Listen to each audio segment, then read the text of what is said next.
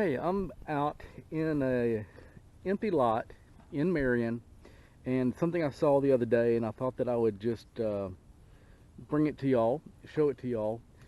It is just further evidence, of what I've been saying and what I've been learning from other people about the effects of tillage on the soil. Okay, and I'm just bringing things to you to let you decide for yourself. Of course, I've got my own opinion, and I will state it. But anyway, this is about a double lot, and as best I can tell, nothing has been done to this lot whatsoever other than mowing. It tends to flood a little bit, just the way it's laid out, which is probably part of the reason why it hasn't been used for much of anything. Um, but again, it'll occasionally get mown, either by the owner, on somebody on the owner's behalf, the city or somebody will mow it or whatever. But there is an area out here where somebody did garden for 2 or 3 years, maybe 4 or 5 years. I'm not sure how many, but not decades for sure, just a few years. I talked to him yesterday, and in the last year or two, he quit gardening in this spot because it was flooding, retaining water, and just wasn't worth the effort. Now, this soil is fairly clay, from what I could tell, and anyway, I'm just going to pan around, and I want you to, notice, and when you see where the garden spot has been, and what tells you that it is the garden spot. Now, this garden spot has been worked, it's been tilled. He did not level it. He did not remove any soil. He did not add any soil. All he did was till it, probably fertilized and whatever else, but basically tilled it, planted, and harvested some plants. So the only thing that's been removed would be plant material over maybe 4 years. Okay? You look and tell me when you think you see the garden.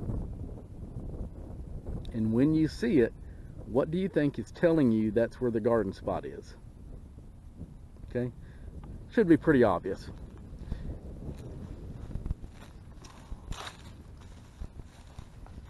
Now, at the western end, you'll notice it is basically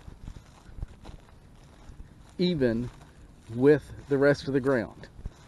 And admittedly, it is low and it floods. Okay? So if anything, in his tilling and raking over the years, he may have leveled it a little bit, but at no spot in the area where he gardened is it higher than the untilled, the unworked area.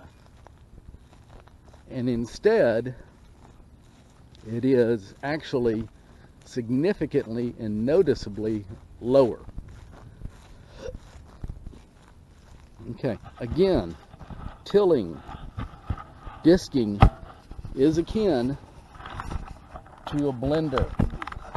So any soil aggregation that there is, and I'm putting my camera down at ground level, any soil aggregation, any pore space that exists, when you till it, you disrupt that. You blend it up. It is just like taking oatmeal, dry oatmeal, putting it in a blender and blending it into a powder. It's going to take up less volume. If it takes up less volume, then it is compacted by definition. There is less pore space, there's less air space, there is less space for water to infiltrate. It's liable to go, if it gets very much water at all, it's going to go anaerobic faster because the oxygen's not there. It's going to create a hard pan right below where the level of the tiller or the disc goes. If there is any life, any worms in there, it is going to absolutely blend them. It's going to shred them.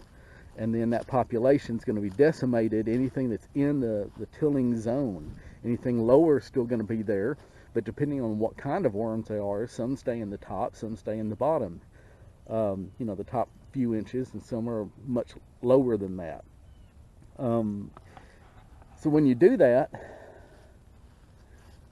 you're initially, when you till it or disc it, you're also injecting a lot of oxygen at that time, and that's what people focus on, is immediately after they till and everything, it seems to be so much more friable and loose, and the plants seem to be growing better.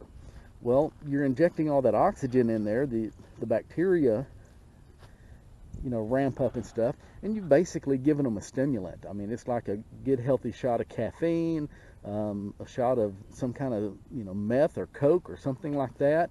Yeah, the plants are going to jump up and, you know, initially like that, but then you're going to burn out all the nitrogen, because the bacteria is going to be eating all that up and feeding it to the plants. So you burn out your nitrogen. Now your nitrogen level goes low, and so you need to supplement it. And that's why I have never have I gotten a soil test back, no matter what the soil is, where they did not suggest putting more nitrogen in. Okay, folks, we're getting our plants addicted and our soil addicted to inputs. And I mean, some of the best farmland in this area, if you did not till it, you know, or disc it up and give it healthy doses, not healthy, but large doses of nitrogen and other fertilizers, they're not going to produce as well, because we burned it out. We've destroyed the soil so much that it's now addicted, and we are addicted to these inputs. It's not sustainable, it's not healthy, it's not right. As Joel Salatin says, this ain't right. So I just wanted to give you another example. I mean, I just happened on this. Somebody contacted me about this land, about possibly doing some gardening here, and that's when I found it.